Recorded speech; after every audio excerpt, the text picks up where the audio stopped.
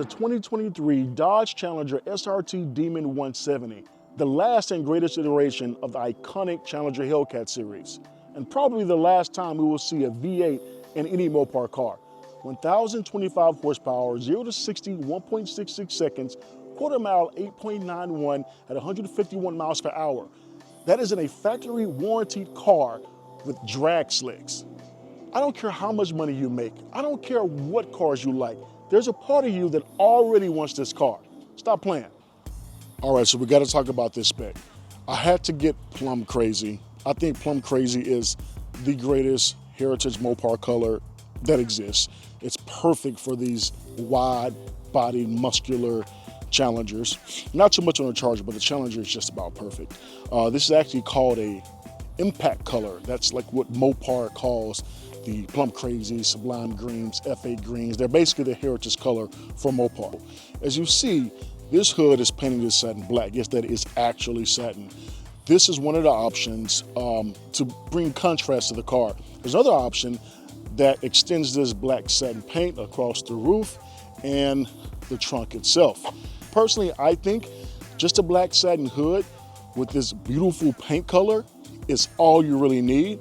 You have other contrasts with the black wheels or dark gray wheels. Of course, the black trim, the black spoiler, and of course you have some black accents out here with the fuel cap, and in the rear you have some more black accents on the rear bumper and around the lights. So yes, could have done the full black, but I think on Plum Crazy, this is just perfect. I have seen one, I've seen Hennessy's with the full black roof and trunk, and while it's sick, I ain't gonna lie, it makes it look mean.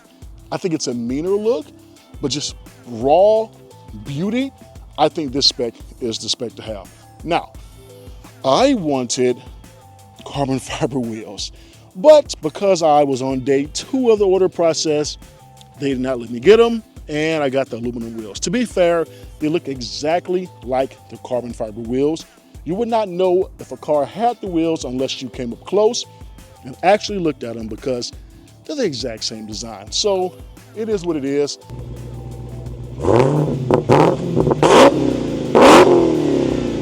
This is that massive Hemi V8, this huge air filter on the intake.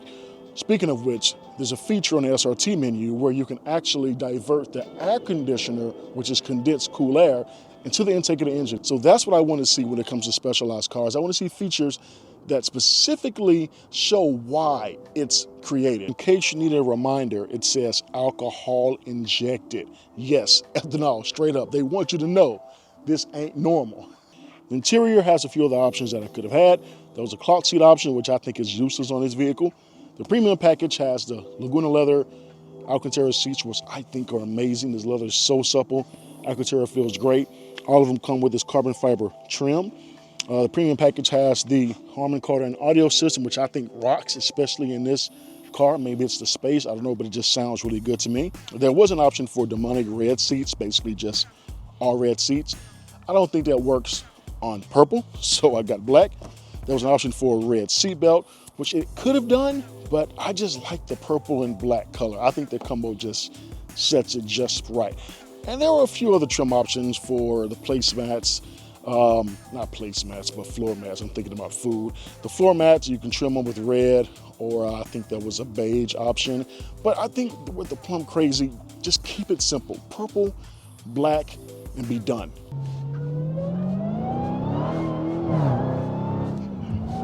Look.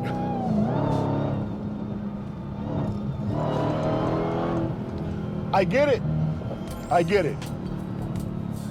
I fully understand why everybody loves Hellcats now. I downplayed it for many years because I'm a circuit guy, but I get it. And I should not have downplayed it because one of my favorite all-time vehicles, one of my dream cars, is a 1971 Hemi Cuda, which was the quintessential American muscle car, I guess, straight line car back in the day.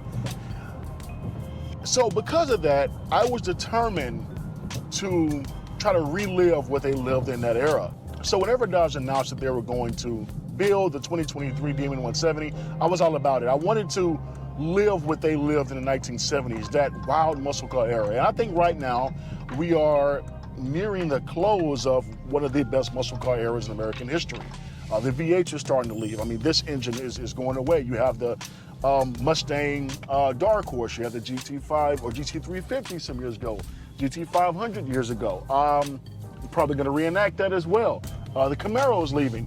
And I think this is one of the best eras in muscle car history, with the Challenger, I think, being the best example of what the perception is of muscle cars. This big boat with a bunch of power that goes really fast in a straight line. You can see the traction control constantly kicking off. I'm almost out of gas. I better get some gas. I'm not gonna make it. I don't even know where the nearest gas station is, but I need some gas.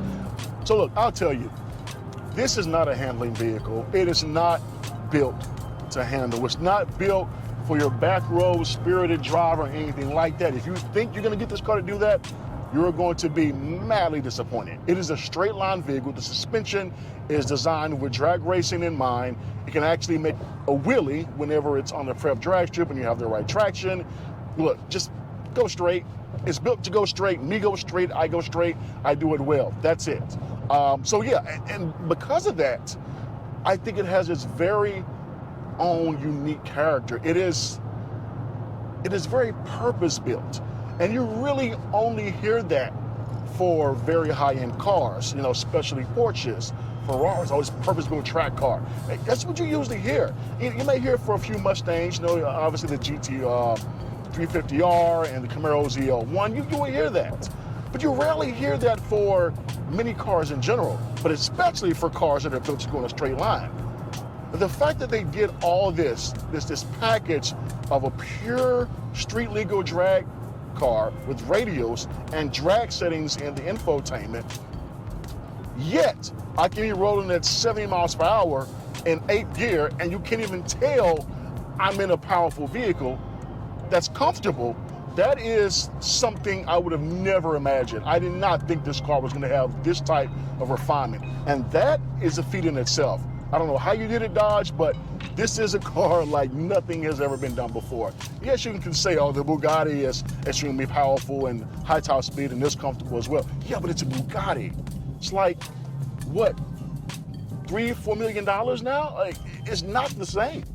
We are not the same. You can't compare us with the Bugatti. You can compare with the Bugatti in terms of speed, but the amount of money invested into this to create such a powerful vehicle at this price, that's, dude. This is an icon, it's a living legend. It's sometimes you have those vehicles that immediately become legendary. This is one of them. As I mentioned earlier, the charm for this vehicle is, it's in its package. It's in the way that it provides an experience. And I've driven many, many supercars. And I will tell you, most of those supercars don't give me as much charisma, as much character, as much personality as this Demon 170. I'm being straight up honest. I'm not saying it because I purchased a car, because I be telling honest stuff. I ain't gonna lie to you. This thing has something that many other cars don't have. I mean, I'm comparing it with charisma of cars like 599 GTO, 430 Scuderia. What else have I driven? There's some other cars in there, but those are two very good examples. 997 GT3 RS 4.0. Cars with insane charisma that you cannot replicate. This, to me, from a standpoint of charisma and personality, is on that same level. It's just in a different location. It's a different genre. It's a genre of, I'm out of gas. It's a genre of speed, comfort, American simplicity, brute force, all for the blue collar. I say blue collar, for the price in general is blue collar, but all for something aligned with the blue collar worker of America. And that is something special within itself. You cannot dismiss what they've done with this vehicle. Even though the ordering process and the prices are a fiasco, the principle of it, the principle of what they did, is one of the greatest things I've seen in automotive history, in my short history in the world. I mean, it's fast, it's crap, it's comfortable. These seats are like mini sofas. It has huge space in the trunk. It can't really fit anybody in the back seat, but that's what the Charger's for. You have this massive hood, mine is in satin black, this crazy looking plum crazy purple. The audio system's banging. I mean, seriously banging, bro. Like, I get why everybody wants it. It just has all these features. You have this supercharger that has this nasty whine. It's, okay, I'm not gonna make it myself. I'll just let you listen to it.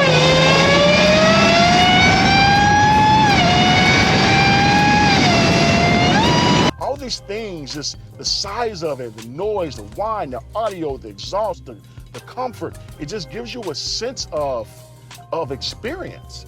I can drive this car 6 hours, no problem at all. I can't say that about a GT3 RS. I can't say that about a 430 Scuderia or a 599 GTO. You could, but it's not gonna be near as comfortable as what this thing is. And this is also a purpose-built race car. It's just for the drag race, that's the difference.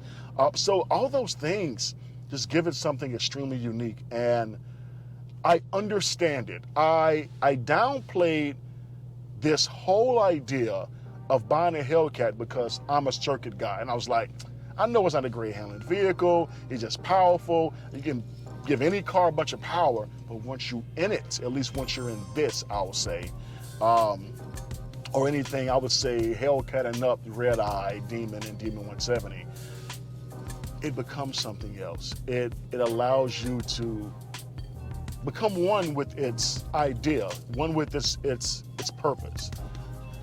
And I understand why everybody wants this car. I understand why there's so many kids who have this as a dream car. And I understand why there's so many adults who will live and die by this vehicle. And this Demon 170, with a run of 3,300 cars, with about 3,000 in the US itself, this car is going to be madly expensive, even in a few years, but 20 years from now, I can imagine how much this is gonna cost, because there's so many kids right now who see this as a dream for them. And we're never gonna see, I don't think we're ever gonna see something like this again. Given we're going to EVs and smaller engines, unless we have a complete overhaul of combustion engine design, which, you know, in some ways I think people are working on that, this won't happen again. Guys, I don't think y'all understand. 1,025 horsepower. Listen to this. Listen. That raw power and Supercharger Whine is crazy addictive. So this all started in 2015 with the release of the Hellcat, which was easily one of the best decisions Dodge, SRT, Stellantis has made in their entire life. That car paved the way for a whole new brotherhood, an entirely new fan base of people who want to be in a muscle car, specifically a Mopar muscle car. And that was the inauguration of the 6.2 liter supercharged engine for the Hellcats. Of course, we've had multiple iterations of that. You've had the super stock. We have the 2018 Dodge Demon, which was supposed to be the swan song and the only Dodge Demon that was going to be released. It was going to be the biggest, fastest, greatest example of the V8. They kind of lied. They kind of lied on that one. So finally in 2023, we had the announcement of the last call Challengers and Chargers. It was a last call for this platform of those vehicles, and specifically with this Hellcat V8, this 6.2 liter V8. Now, in that time, around 2022, they announced the Buzz models, which is a cool name, I guess, the Buzz models, right? 7 of them. We didn't know what the 7th one was, but we knew it was 7 models. We did learn that the first 6 models were more so sticker and parts models, which I admit I bought a black Ghost. I ain't gonna lie to you. So with that, the primary differences in this is that, again, this is a purebred road legal drag car. The engine was reworked. The base 6.2 liter Hellcat engine has been reworked with some revised internals, a 3-liter supercharger, all put together with injection of ethanol, E85, to produce 1,025 horsepower. Now, it can run on 93 premium, and it runs at 900 horsepower. Oh, sorry, only 900 horsepower. But when you give it the ethanol, then you see the power meter start to track up, and once it hits I have low fuel, so the gas mileage is not great. Anyway, once you hit E68, which is 68% ethanol composition, you have the full power of 1,025 horsepower. And that in itself is shockingly amazing. It's way cooler than it should be to see the ethanol gauge kind of change and go up to turn blue and say, okay, you're at 68% ethanol now, you're good to go. But you will see most of the differences in the body itself. On the 2018 Demon and the other wide bodies, you have the flared arches on all four corners.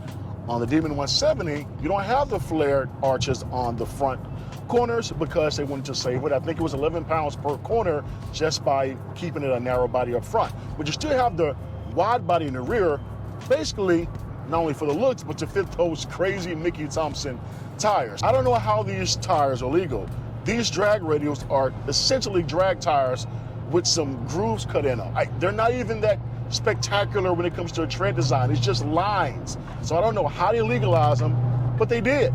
Somehow they just did. So there we go. We have a road legal American muscle car with 1,000 horsepower with drag radials on it. And you should probably never drive in the rain or when it's too cold, or you may just lose the entire vehicle.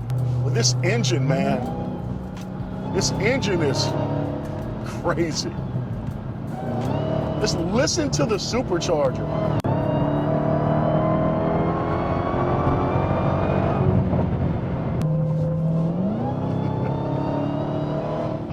Traction control lights coming on all the time. Look, just because it has drag radials, do not think this is a highly traction car. It is not.